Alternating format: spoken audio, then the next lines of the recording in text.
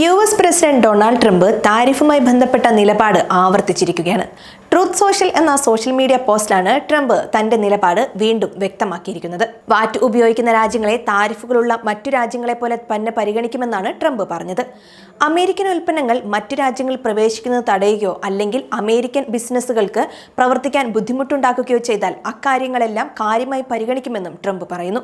വ്യാപാരത്തിന്റെ കാര്യത്തിൽ താൻ നീതിക്കായി പോരാടുമെന്നും ഒരു പരസ്പര താരിഫ് ഈടാക്കുമെന്നും ട്രംപ് പറയുന്നുണ്ട്. അമേരിക്കയ്ക്ക് ഈടാക്കുന്ന അതേ താരിഫുകൾ തിരിച്ചും ഈടാക്കും. അതിൽ കുറവുമില്ല, കൂടുതലുമില്ല. അമേരിക്കൻ ഐക്യനാടുകളുടെ നയത്തിന്റെ ലക്ഷ്യങ്ങൾക്കായി താരിഫിനേക്കാൾ വാറ്റ് സിസ്റ്റം ഉപയോഗിക്കുന്ന രാജ്യങ്ങളെ താരിഫിന് സമാനമായി കണക്കാക്കുമെന്നാണ് ട്രംപ് തന്റെ സോഷ്യൽ മീഡിയയിൽ കുറിച്ചത്.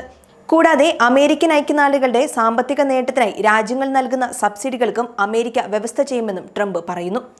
അമേരിക്കൻ ഉൽപ്പന്നങ്ങളോ ബിസിനസ്സുകളോ വിദേശ വിപണിയിൽ പ്രവേശിക്കുന്നത് തടയുന്ന സബ്സിഡികൾ, പണമല്ലാത്ത താരിഫുകൾ, വ്യാപാര തടസ്സങ്ങൾ എന്നിവയെ അഭിസംബോധന ചെയ്യുന്നതിനെക്കുറിച്ചും ട്രംപ് തന്റെ നിലപാട് വ്യക്തമാക്കിയിട്ടുണ്ട്.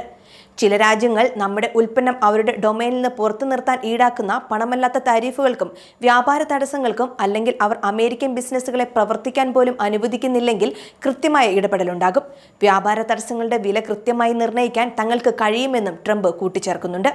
അമേരിക്കൻ താരിഫുകൾ വളരെ ഉയർന്നതാണെന്ന് ഏതെങ്കിലും രാജ്യത്തിന് തോന്നിയാൽ അമേരിക്കയ്ക്കെതിരായ സ്വന്തം രാജ്യത്തിന്റെ താരിഫുകൾ കുറയ്ക്കുകയോ ഇല്ലാതാക്കുകയോ ചെയ്യാമെന്നും ട്രംപ് പറയുന്നു.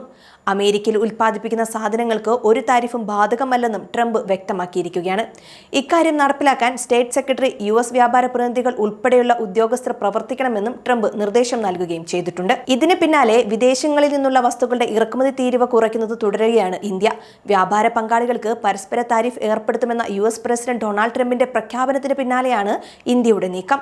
തുണിത്തരങ്ങൾ മുതൽ മോട്ടോർ സൈക്കിളുകൾ വരെയുള്ള ഇറക്കുമതിയുടെ തീരുവയിൽ വൻ കുറവ് ആഴ്ചകൾക്ക് മുമ്പ് ധനമന്ത്രി നിർമ്മല സീതാരാമൻ പ്രഖ്യാപിച്ചിരുന്നു.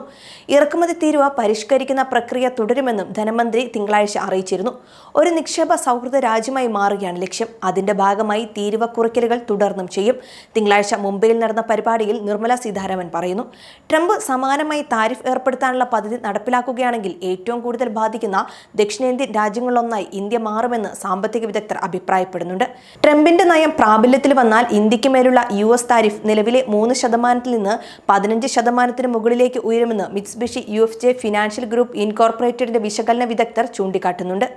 കഴിഞ്ഞയാഴ്ച വാഷിംഗ്ടണിൽ ട്രംപും ഇന്ത്യൻ പ്രധാനമന്ത്രി മോദിയും തമ്മിൽ നടന്ന കൂടിക്കാഴ്ചയ്ക്ക് ശേഷം 2025 ശരത്കാലത്തോടെ വ്യാപാര കരാറിൽ ഒപ്പുവെക്കാൻ ഇരു രാജ്യങ്ങളും സമ്മതിച്ചിട്ടുണ്ട്. 2030 ആകുമ്പോഴേക്കും ഉഭയകക്ഷി വ്യാപാരം $500 ബില്യൺ ഇരട്ടിയാക്കുക എന്ന ലക്ഷ്യവും നിശ്ചയിച്ചിട്ടുണ്ടെന്ന് മോദി വ്യക്തമാക്കുകയുണ്ടായി.